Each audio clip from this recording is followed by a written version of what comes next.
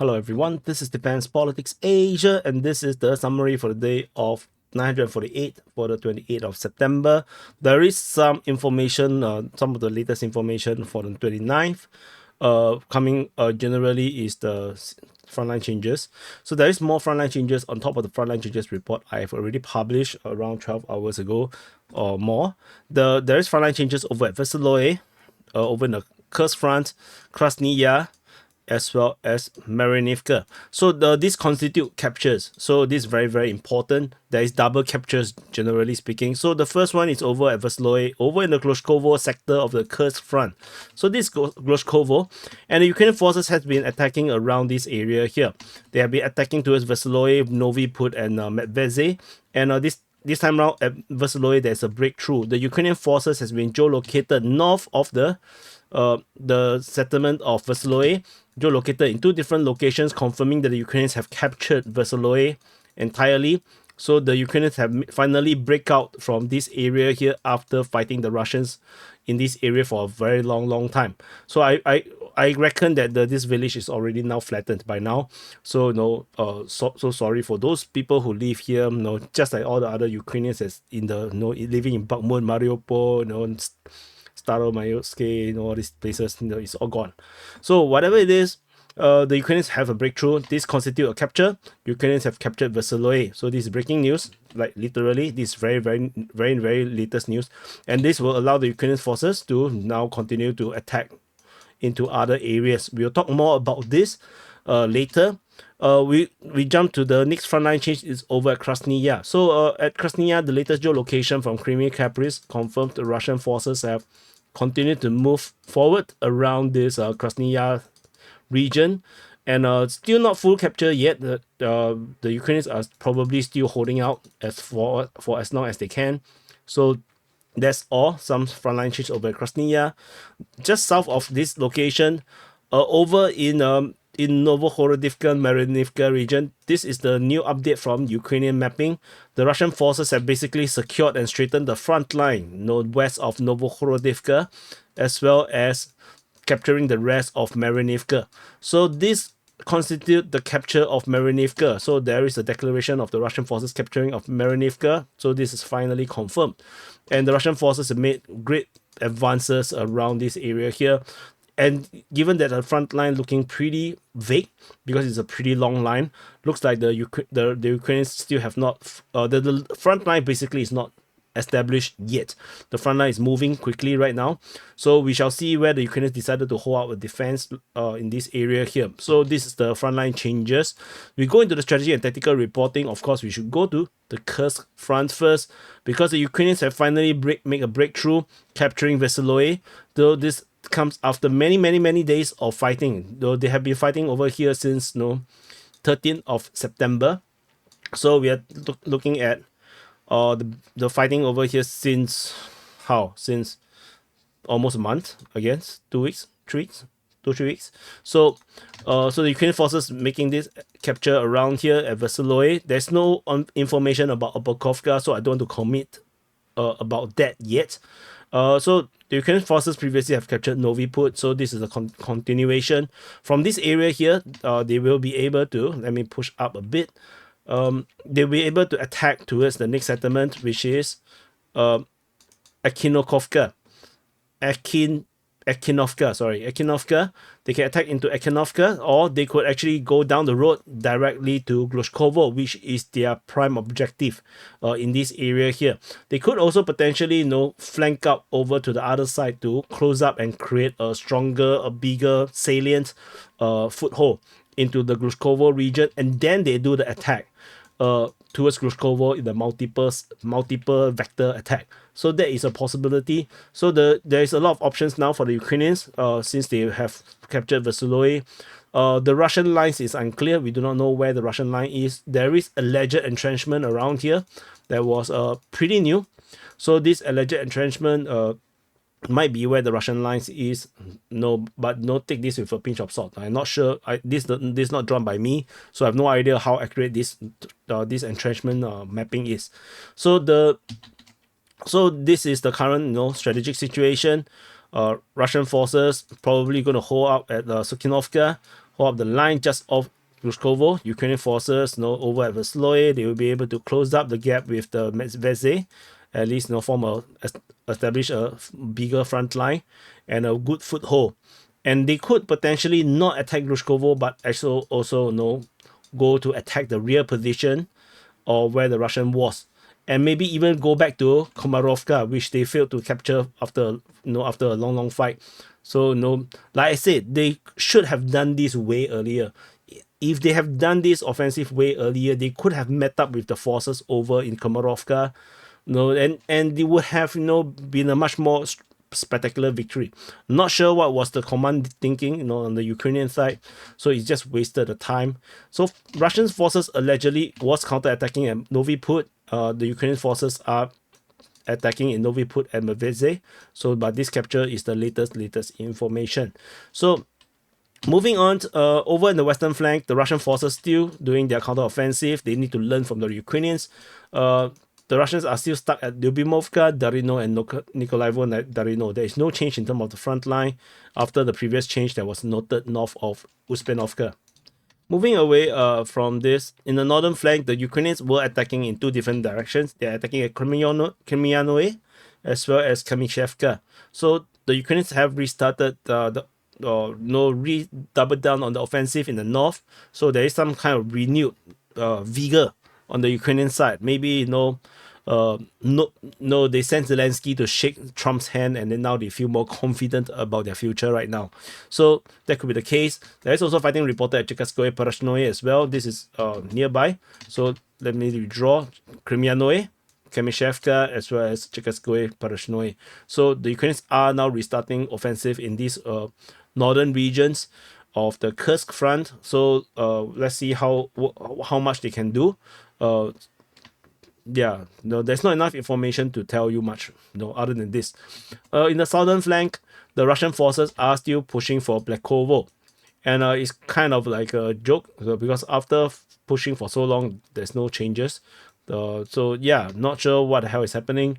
So anyway, we shall continue to monitor the situation at Kursk front. The Ukrainians lost a lot fighting in this offensive. Though even if the Ukrainians look like they are, at this moment, seems to be turning the tide, winning a bit, but they did lost a lot, in this Kursk offensive, and maybe historians will look back and see this as a massive strategic mistake, from the Ukrainian side. Over at the Kharkiv front, the Russian forces are on the Kharkiv offensive, fighting at Lipsy, Voschansk, Taike, and Verchansky Kotori. This is a continuation of the previous reporting, nothing particularly special per se. Geolocation of Ukrainian forces, there is a soldier, their armored vehicle can hit near Lipsy. So, danger zone around here. Over the rest of this area here, the Russians seems to be making serious push for Taike. I'm not sure why. And there's fighting reported at Verchansky Kotori probably is just shelling. But let's see how this continue to develop. It's unclear, how this will continue to turn, like how far the Russians really want to go, because I always don't believe that they are going for Kharkiv. So they did indeed stop, but I wonder if they feel that the buffer is not working out the way how they wanted to now. So moving into the Kupiansk front. At the Kupiansk front, there's fighting reported at Sinkivka. Shelling is reported at Kupiansk. Nothing particularly special. There's nothing over at Stepova Novoselivka this time round. And further south, over in the Pischane sector, the Russian forces are attacking in the Terbaivka region, attacking towards Novo-Osinove, Stemekivka, and towards Lozova. So they are probably trying to establish flatten the front line, make the front line more manageable. At this moment, this front line looks really, really cumbersome. So let's continue to wait and see how the Russians will develop this area here. Over in the Sviatove front, at the Sviatove front, there is fighting reported over in Vishneve, Kharkivka, and Makievka. So this is interesting, the fighting at Vishneve, but we shall continue to monitor. This is more related to the fighting in the north, in the Pischane sector, because of the Russians were pushing at Lozova and Stemekivka. So Vishneve seems like part of this operation in the north, but I don't think this I don't think this is an important thing. This is probably diversionary or something. I don't think this is the main push. This looks like a more natural push, natural way to fight. Over in the Svetove front, I covered Svetove front already. This is Kremina front. Kremina front, we have fighting reported at Nevsky, Terny, Bilohorivka, and Torske. But that's all over in this area here. Moving down to the Sivers front, at the Sivers front, there is only fighting reported at Vakom Okayamske and Vimka. So that's about it. This is a disappointing front. I'm waiting for some kind of updates around here for a long time. No updates ever came. So, yeah, Sivers Spurny, man. So anyway, we go into the Bakhmut front in the northern flank. Russian forces are attacking at Zalinianske, Krakorivka, Kalinina, and Chasivya. So this is usual. This is pretty normal by now. Zalinianske always have something, but always nothing happens. Yeah, so over in the southern flank, there is fighting only reported at Kudymivka. The fighting reported towards Stuposhki and Priteshny is no longer reported at this moment. Over in the New York front, the Russian forces are attacking at Torske, Skibinivka, Nelipivka, Sukabalka, Alexandropil, and Kalinove. I think the Sukabalka, Alexandropil, and the Kalinove is all Russian Defense Ministry. The Ukrainian Defense Ministry is talking about the Torex region, the Torex, Skibinivka, and Nelipivka. So it's a bit interesting that the Ukrainians are talking about this area, the Russians are talking about the other area. So, yeah. So anyway, moving on over into the Pokrov front. At the Pokrov front, so in the northern flank, there is only reports of fighting at Novotoretsk, but that's about it. There's nothing much about here. Over in the Novohorodivka region, so let me do this. Russian forces are now trying to push for Mykolaiivka. Clearly, we have frontline changes at Krasnaya. Surely that the Russians are actually pushing there, but it was not reported. Fighting is reported at Novohorodivka and in the west of Novohorodivka, because the Russians are actually moving out. They are they are creating the bigger position around here. They are shipping the front line, and this constitutes to the capture of Marinivka, as mentioned in the frontline changes report. The Russian forces have secured the entire front line. They have straightened the front line entirely. This time round, they are now poised to attack Selidove from the north as well at this rate.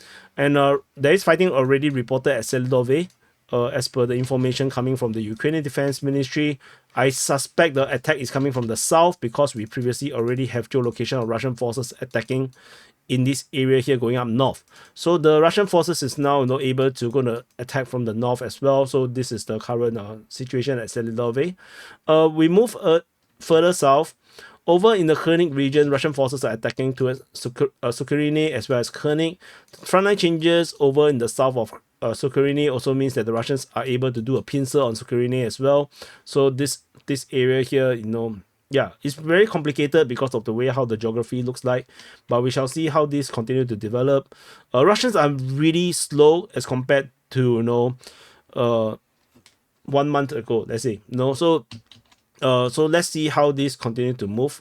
Over in the Kurakove sector, the Russian forces are attacking towards Kurakove as well as Georgievka, but that's about it. So, and we move further south. Over in the Vodyane region, Russian forces are attacking towards Katerinivka. Geolocation of Russian forces confirming Russian presence south of Katerinivka. Fighting is reported at Vodyane and towards Bohovivlenka. So this continues. So we move further south. There's no news regarding Voleda other than the Russians are attacking it. There's no new updates. So any claims of Russian capturing whatever thing in Voleda seems to be fake news at this moment. But we shall continue to wait and see how this progress. We move on. Over in the Velika Novosilka sector, the Russian forces are attacking in the area of Preshestivka. According to the Ukrainian Defense Ministry, the Russians are pushing for Zolotaneva, Rivnopil, and Novodarivka. So this area is always feeling very itchy. It's like, there's something like it's going to happen, but it didn't happen. So we just kind of have to wait and see when the Russians are going to scratch their itch. And we move over to the Zaporizhia front. At the Zaporizhia front, there is more fighting reported in the Orikif Kayamske sector. This is Orikif, this is Kayamske. So in these two sectors, there is more fighting. This time around, fighting at Robotini, Kopani, Nastrianka, Piatikaki, as well as Kayamske. So no, it's slowly ramping up, slowly. And there is frontline changes, signaling the straightening of the front line at Robotine, but this is expected. There's nothing special about this. So that's all for the Zaporizhia front. So moving off away from the Zaporizhia front, we move into the Kherson front. At the Kherson front, there is only fighting reported at Pridniprovsk. Shelling is reported at Ternivka and Kherson, but that's about it. So that's it for the situation report or the summary for the day of 948 for the 28th of September. Check out the DPA Open Mind. It is a very, very awesome session. So check it out, and I'll see you guys in the next update.